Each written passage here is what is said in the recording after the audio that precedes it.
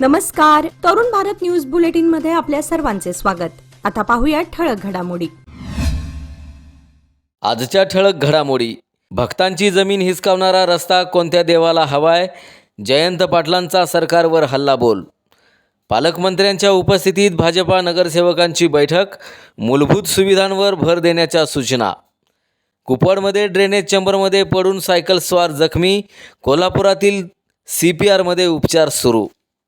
सांगली महानगरपालिकेतील विविध प्रकल्पांची आयुक्तांकडून पाहणी आणि उन्हाच्या कडाक्यात सांगलीकरांचा स्विमिंग पूलकडे ओढा।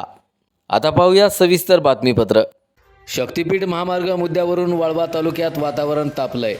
राष्ट्रवादी काँग्रेसचे आमदार जयंत पाटील यांनी मुख्यमंत्री देवेंद्र फडणवीस यांच्यावर नाव न घेता टीका केली आहे। देवी देवतांच्या नावावर प्रकल्प लादला जातोय, पण खरा देव भक्तांची सुपीक जमीन जाणं कधीच मान्य करणार नाही। मात्र एका विशिष्ट देवाला हे चालतंय असा टोलाही राजाराम बापू पाटील नाट्यगृहात आयोजित शेतकरी मेळाव्यात बोलताना जयंत पाटील यांनी लगावलाय। हा मार्ग मानवनिर्मित संकट असल्यानं तो रद्द करण्याची मागणीही त्यांनी यावेळी बोलताना केली आहे।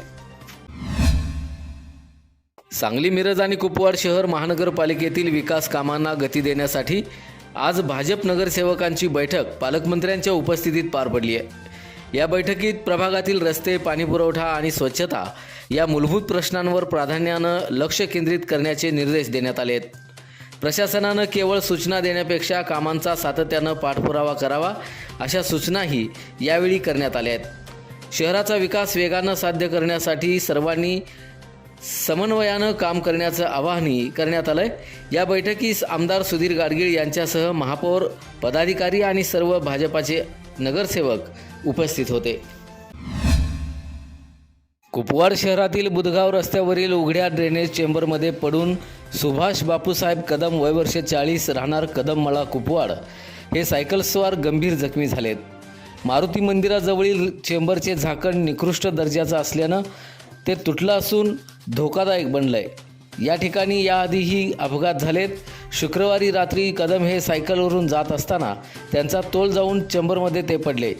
सामाजिक कार्यकर्ते शिवाजी जाधव यांनी त्यांना तातडीनं मिरजेतील शासकीय रुग्णालयात दाखल केलं, मात्र त्यांच्या तोंडाला गंभीर दुखापत झाल्यानं डॉक्टरांनी त्यांना कोल्हापूरमधील CPR रुग्णालयात हलवण्याचा सल्ला दिला आहे।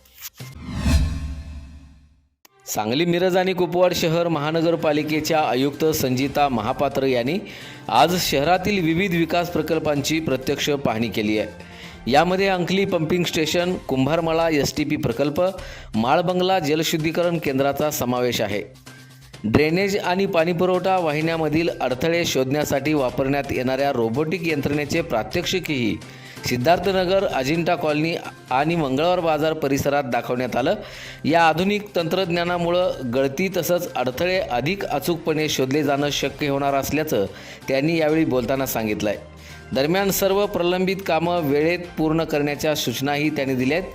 प्रकल्पांना गती देण्यावर प्रशासनाचा भर राहील असंही त्यांनी यावेळी बोलताना स्पष्ट केलं आहे। सांगलीत सध्या उन्हाचा कडाका दिवसेंदिवस वाढतोय। यातून सुटका मिळवण्यासाठी नागरिक स्विमिंग पूलाकडे धाव घेत आहेत। गणेश नगरातल्या रोटरी हॉलच्या पूलवर सध्या जबरदस्त गर्दी पाहायला मिळते। लहान मुलांपासून तरुणांपर्यंत सगळेच पाण्यात उतरून थंडावा घेत आहेत। शाळांना सध्या सुट्टी लागल्यानं मुलांची संख्या जास्त दिसते आणि ते पाण्यात धमाल मस्ती करताना दिसत आहेत।